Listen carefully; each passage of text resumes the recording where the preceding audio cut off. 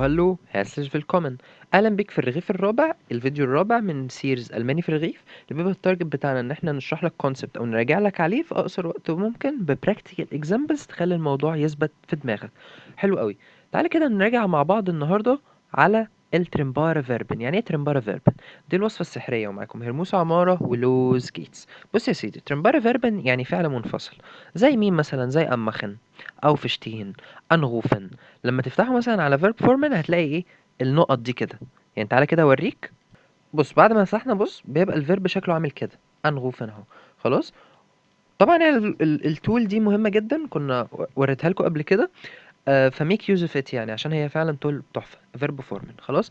فعندنا مثلا أمخن أو فشتهن أنغوفن. أمخن مثلا تو تيرن أون، أو فشتهن يصحى من النوم، أنغوفن يتصل. طب حلو يا هير، حلو جدا. استخدمهم ازاي بقى؟ تعالى يا سيدي. عايز اقول انا بصحى من النوم الساعة 8. اقولها ازاي؟ سهلة والله. مين السوبجكت؟ انا. مين الفيرب؟ اصحى. مين بقى الفيرب بالظبط؟ فكرني كده. اسمه aufstehen.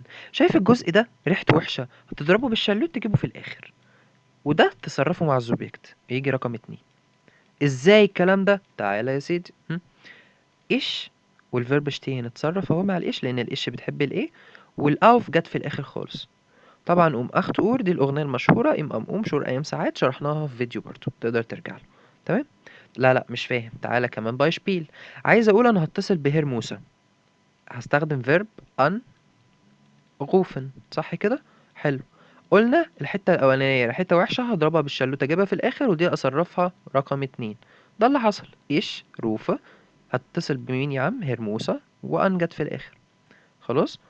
حلو قوي. وده طبعا ايه، نفس الفكرة، اشروف دمان ان، بس بالاكوزاتيف اللي برضو شرحناه في الرغيف الاول. سهلة.